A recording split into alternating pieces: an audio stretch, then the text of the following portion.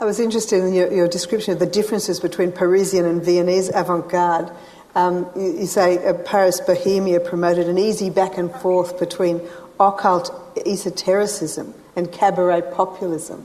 So it was possible to be popular and it was possible to be esoteric, and it was cool.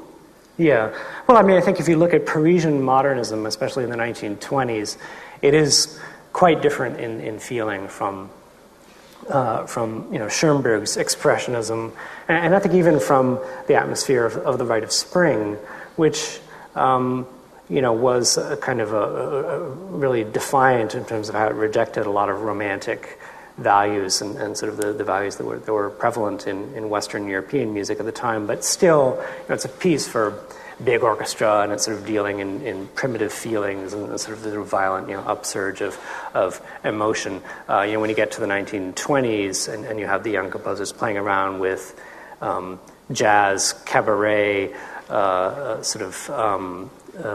old styles from the Baroque period, that playfulness, sort of the idea of modernism can be playful as well as confrontational. I think that was a major contribution, sort of a wonderful shift that took place, and the whole tone that had really prevailed in classical composition for decades, and it actually spread. I mean, in Berlin in the later 1920s, you find very much the same tone in Kurt Weill's music and some of the other German composers. But what about Charlie Parker and Stravinsky? Mm-hmm. What a combo! Yeah. Well, there's this wonderful story which I tell in the book. Of course, Charlie Parker, along with a lot of major jazz figures, listened seriously and attentively to what was going on in modern classical composition, and either just felt a kind of a sense of these are kindred spirits, or actually were inspired by some of the specific sounds that they heard. And Stravinsky, for whatever reason, seems to have just been the most acclaimed, and he was the composer that the great jazz artists found most fascinating. I think probably because of the rhythmic as well as the harmonic inventiveness of the music, and a certain vague, unidentifiable bluesiness you can almost sort of hear in Stravinsky's harmony, as well as sort of those brilliant, fascinating syncopations. So anyway, I tell the story of how Parker was playing at Birdland, I believe it was, and noticed that Igor Stravinsky was sitting there in the crowd, and within a split second, he introduced a motif from The Firebird into his improvisation, and Stravinsky was so delighted that he knocked over his scotch and was applauding.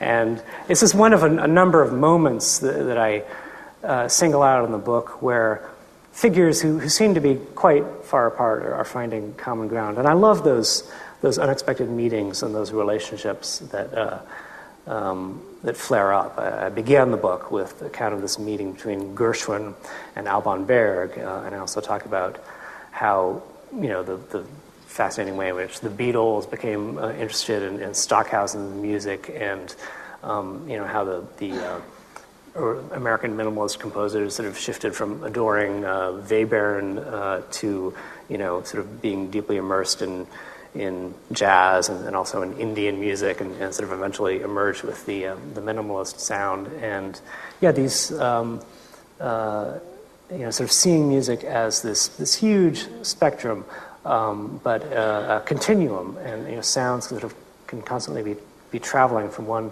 part of the spectrum to another. So they don't stay in their boxes. We can never find like the really clean division. I think you can always find the ambiguous sound, which is somewhere in the middle. What is it with these composers and the weird spiritualist religious movements? Debussy and Satie in the Rosicrucians, mm-hmm. and other mystical esoteric groups. Right. Tell us about some of those. Well, music is a mystical medium, and I think there's always been an attraction, the sort of sense of the ineffable and the sort of forces from the world beyond, which music somehow seems to summon up. So, I mean, obviously, recent recorded musical history is very much tied up with the history of the church, the Catholic Church, and sort of evolving from there into the 20th century. You find that I don't know whether I think with Satie and Debussy, it's not certain how seriously they really took these Rosicrucian rights. There was sort of so much of it in the air, and everyone was sort of dabbling in it. And of course, William Butler Yeats and a lot of other people were investigating the occult. But I think part of what it may have been about was they could find a sort of ready and willing audience for some of their stranger and more experimental musical ideas in these sort of bizarre little kind of ritual gatherings that were taking place in garrets and sort of back rooms of various buildings and in Paris, and especially I think that's what happened with Satie, and it sort of gave them a little space in which they could experiment and play around, and then sort of later on they're moving in a quite different direction. And it also goes back to Wagner, because Wagner became a religion, basically sort of straight up kind of official religion by the end of the 19th century, and in a sort of slightly unsettling way, was seen as a sort of a god who had recently walked the earth. So I think a lot of that is tied up with Wagner and some of those strange occult societies. Well, we've been talking about the politics of composing and the politics of music at the time in terms of who was in and who was out and what you should do and what you shouldn't do. But the guts of this book is about big P politics and music. And you say, for anyone who cherishes the notion that there's some inherent spiritual goodness in artists of great talent, the era of Stalin and Hitler is disillusioning. So I was fascinated to read about the Commissariat of Enlightenment that lived between 1917 and 1929. Tell us about what this was. Well, that was Anatol Lunacharsky held this position in the early period of the Soviet Union. And, when the Bolsheviks came to power, for a little while, there was the sense that this radical new vision of society, the socialistic, communistic vision of society, could go hand in hand with some of the most radical tendencies in art in the period, and somehow that modern art, modern music could become the accompaniment to the social revolution, and that had enormous appeal for a lot of the artists of that period were leaning strongly to the left, as many artists remain so today, and they were just very, very pleased and kind of swept up in this idea that music can become the soundtrack to revolution. And it seemed to be so for a little while, and then there was really a violent swerve away from that kind of thinking on the part of the communist hierarchy, especially when Stalin came to power. That he had no patience for any of this, but nor did Lenin before him. It just seemed to be convenient for a little while for the Bolsheviks to let these artists have their way. And Lunacharsky was a man who really he had a position of some power in the establishment, and he honestly loved this work.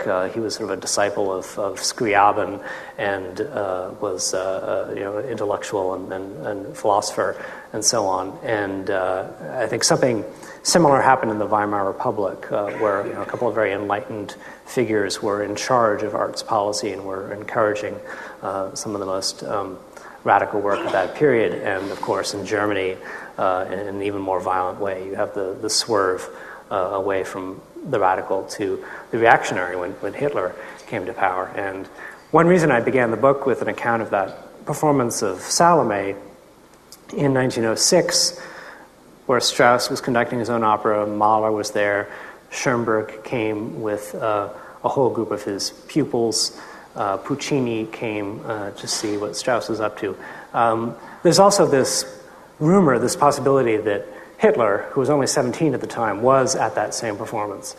He at least told Strauss's son many years later that yes, he had been there at that performance. We're not sure whether he actually was. And that seemed a wonderful place for me to begin the book, with this sort of great gathering of musical figures, and then sort of the possible young Hitler possibly lurking somewhere in the background, the sort of foreshadowing of the period in which politics would overwhelm music, and Hitler destroyed, of course, lives and also careers, and sort of the violent shift that took place when Schoenberg and so many other composers were sent into exile. And really the whole remainder of 20th century music history was, I think, often reacting in one way or another to this enormous upheaval that took place during the totalitarian period. And Richard Strauss saying, "Thank God, after Hitler came to power, finally a Reichschancellor who is interested in art." Right. Yes. Very troubling comment for those who love Strauss's music, but you can see, I mean, you can see the danger of artists becoming too involved with politics and being too impressed with politicians who take an interest in art. Usually a problem we don't have much these days anymore, but this was one tool that Hitler used to manipulate people. Artists were terribly flattered by sort of the mere idea that he was taking an interest in their work, and Strauss is one of them. There were many others, and they were, the more honest of them, those with real integrity, could still be distracted from the essential horror of his policies by the fact that he really did have something of a serious interest in art. And this was sort of the warping, awful warping effect that happened in classical music in particular, when you had this malevolent dictator who really had an honest appreciation of classical music and some serious knowledge of it. And I think that it actually did damage to classical music for years, decades after Hitler committed suicide. I think still, to this day, classical music is perhaps shadowed a little bit by Hitler's love for it. I think in a way that's ultimately it shouldn't be so. I think the music should be free of that shadow, but it's still there. You'd think that Nazi sound and sort of anti-degenerate music would imply a conservative style, but that's not necessarily the case. Yeah, I mean, it's very complicated. We think, the radical composers were sent away and only the most conservative reactionary composers could be played. It's more or less true in outline, but when you look at particular cases, you find that some of the music that was being played and praised in Nazi Germany, certain pieces by Karl Orff and Werner Egk and a few others, they did have sort of mild modernistic tendencies. Orff's music was very much influenced by Stravinsky. Stravinsky himself was fairly popular. Bartók was played a great deal, not a great deal, but surprisingly often, let's say, in Nazi Germany. The ideology of music programming in Nazi Germany isn't quite as clear cut as we think, and it's not clear what you're really able to conclude from that. But I feel with because there is this sort of suspicion hanging over classical music because of these associations with Hitler and the Nazis. It's just so very important to be absolutely clear about what happened and sort of discard assumptions and generalizations and just lay out the record of this period and let it speak for itself. Because there was something going on in a stalag, in a prisoner of war camp in France, I think, with Messiaen. Tell us what happened in that little part of the Nazi realm. No, it was in Görlitz, the prisoner of war camp in Görlitz, and there were a number of French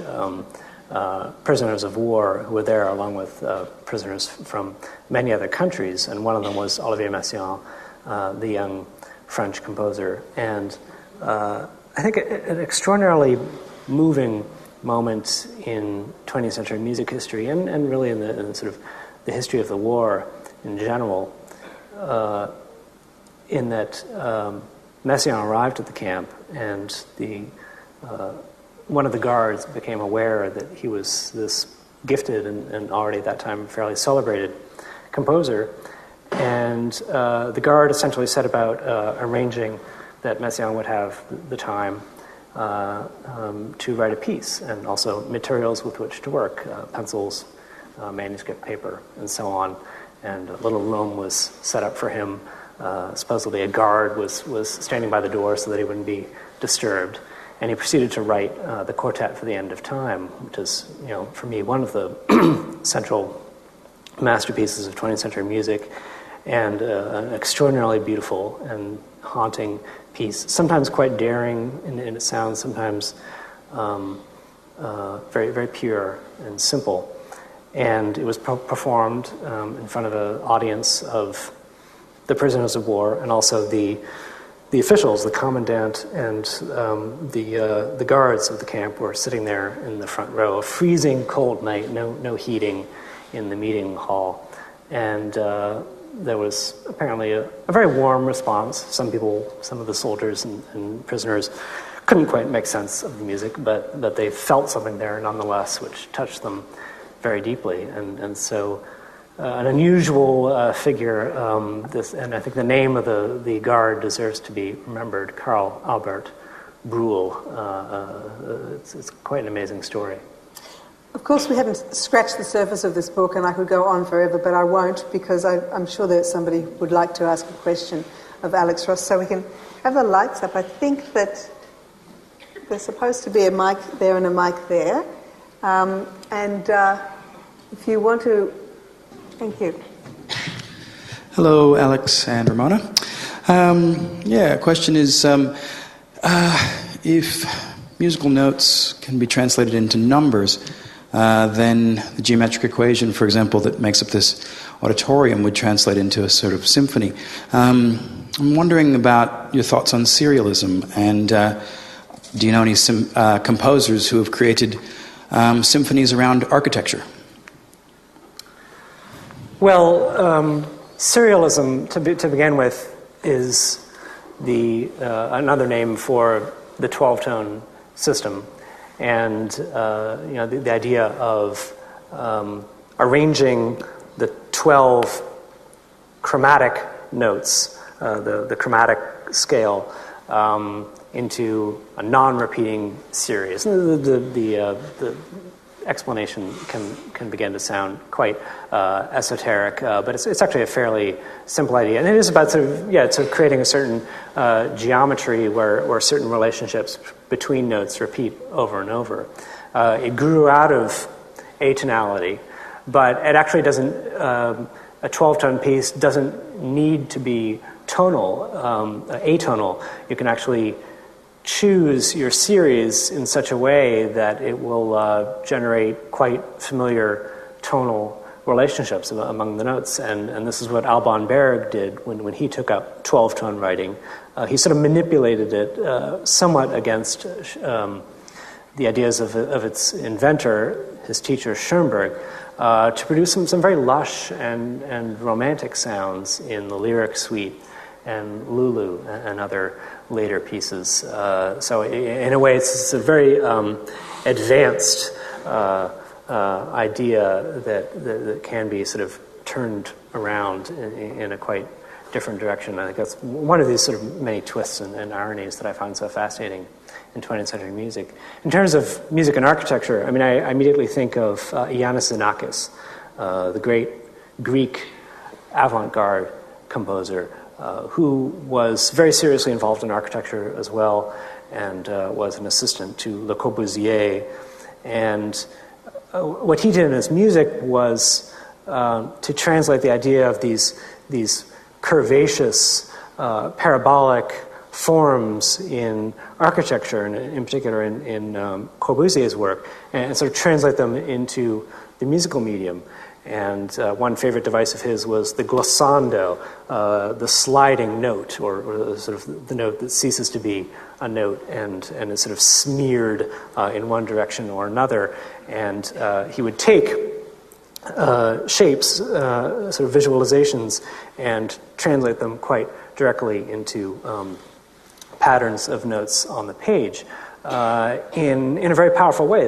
I mean, it could have turned out to be sort of the musical application of this could have been quite dry and rational and arid and dull, but Xenakis' pieces, Metastasis, and various other classic early works of his have a great deal of energy and emotion and sort of a primitive, anarchic feeling to them, which is actually quite different from the feeling you get from Corbusier's architecture. So and I think there are actually quite a number of examples you could cite.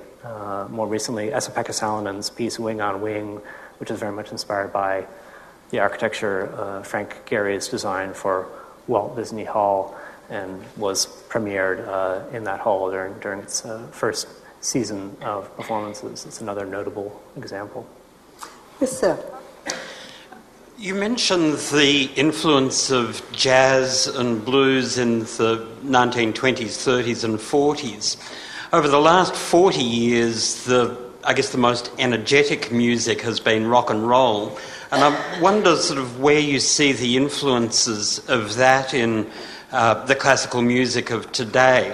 I guess I particularly feel that whether it's an AC/DC or an Iggy Pop, there's an enormous energy and vitality in rock and roll that I don't quite get out of Philip Glass. And I'm just wondering what your reflections are. Well, of course, there's different levels of energy. I think what you hear in Glass or Steve Reich, Terry Riley, John Adams, it may not be the kind of energy that sort of, pounds you into submission, but it can have. But those pieces actually, I do think have a great physicality to them. I think from a sort of mellower, more laid back kind of feeling, but nonetheless represent, I think, a great moment in sort of later 20th century music history, where after years of intense cogitation and a certain amount of cerebralism, which became rampant in contemporary music, there was this sort of return to sort of a music of the body, and sort of the return to repetition and these sort of hypnotic patterns. And that music, Philip Glass and Steve Reich almost immediately had a great deal of influence on rock and roll of the 1970s. David Bowie and Brian Eno and various others showed up at some of those early Reich and Glass shows and heard something which interested them very much. The Velvet Underground was a band which emerged in part from the performances of Lamont Young, who was considered a sort of proto-minimalist composer and one of the great avant-gardists of the downtown New York scene in the 1960s. So actually, there's a great deal of back and forth and exchange of ideas between sort of that group of composers and some of the progressive rock artists of the period. And then you have the fact that the Beatles became very interested in John Cage and Stockhausen, and you can hear echoes of that music in later Beatles records, especially Sgt. Pepper's and certain songs on the White Album. And likewise, I think you have a lot of young composers today who've grown up with pop music, rock, or more recently hip hop and certain kinds of electronic music, and are echoing those sounds. The younger Australian composer Matthew Hinson comes to mind. Many others. The dance club movement, somewhat notorious movement called Extasio in Thomas Addis's Asila, is a notable example. And so, yeah, I think again, you don't find such a clean division and between the sort of one kind of music and the other. We've got time for one more question, sir. Mr. Ross, thank you very much for your book. I think everybody in this room should buy it. My question's way off beam from that, though. The American Society of Musicologists recently condemned the use of music as a medium of torture. I wonder if you have any comment on that.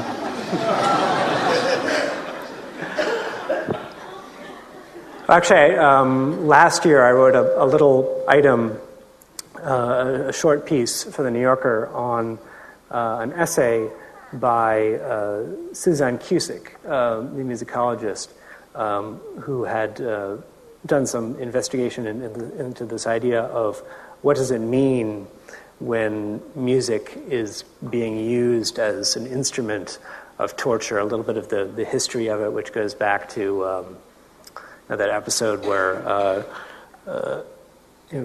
there's this attempt to drive Noriega out of his compound by blasting music at him all hours of the day and night, and also the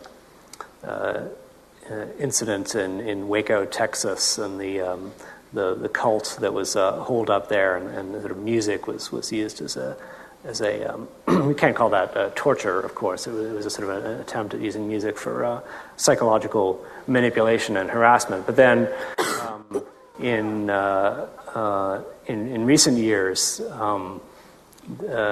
torture has been used along with the recognized unambiguous torture techniques by Americans in a way that's absolutely reprehensible, and is the kind of thing in a sort of a 21st century sequel to this book I could have used as an example of the very twisted ways in which music and politics, music and war become tied up together. So I guess I would, if anyone had asked me, I would have signed on to that condemnation. I'm not a musicologist myself by accreditation, but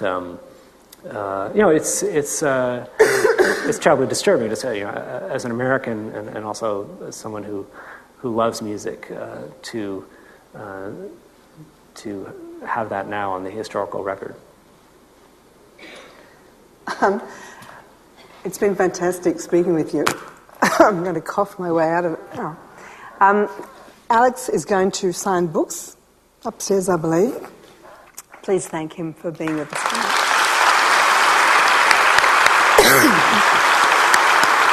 Thank you so much.